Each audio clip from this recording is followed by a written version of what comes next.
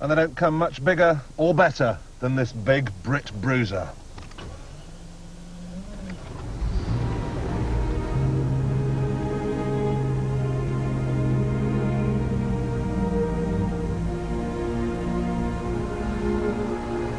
I am biased. I adore the XJRS, even when, like this one, it costs £48,000. I love its Britishness. I love the way it can make 1,000 miles seem like 100. It may not be that hot in a Cornish fishing village, but it's pretty much the definitive Grand Tourer. I even love its looks. But I'm not stupid. I will admit it's not exactly fault-free. And if you're going to start talking faults, you really have to kick off with its size. Even though the XJRS is 16 feet long, the interior is no place for the fat. And if you do find somebody sitting in the back, he will answer to the name of Colin Moynihan. Secondly, though this is one of the new models with the smart new rear windows and this much improved instrument binnacle, it still looks like the designer simply threw all the switches at the dashboard and screwed them down where they landed. It's entirely possible, for instance, to activate the cruise control when you want to lower the electric windows. And speaking of windows, they're so slitty, you sometimes get the impression that you're driving a postbox. Then there's the heater, which is either useless or deafening, the wipers, which look like pencils and are about as effective.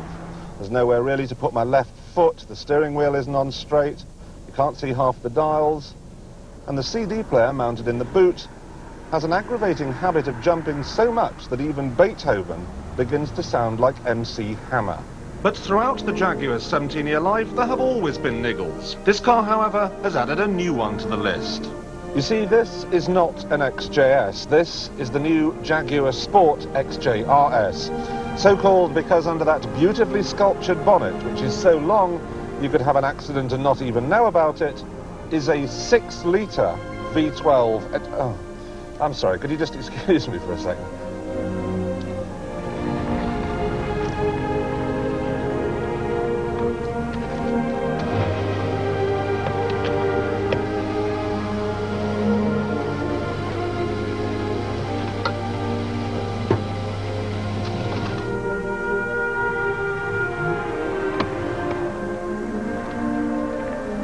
Right, now, where were we? Yes, sorry, 6-litre V12 engine.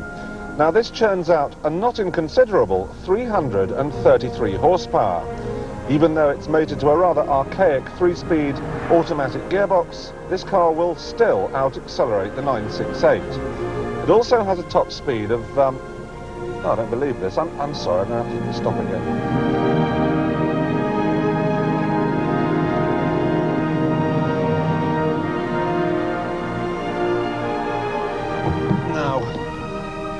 What was I going on about? Yes, it'll go at 163 miles an hour.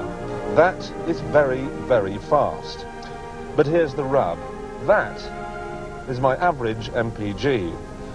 It's enough to make your teeth itch. Now you're probably wondering how I can defend a car that is this flawed. Well, look at it this way. You could buy a brand new house with triple glazing and all mod cons.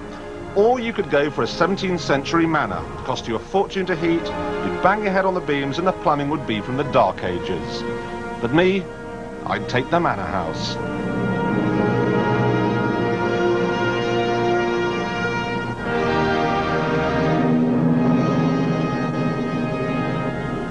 Stop, stop, hold everything. I knew I shouldn't have pushed the Porsche off a cliff. I knew there'd be trouble, and sure enough, there is.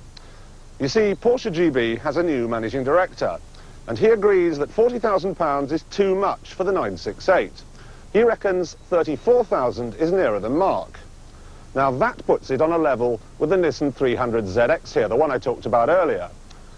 Now if they do cost about the same, the battle for supremacy in the coupe market becomes as fierce as the battle for supremacy at the polling booth.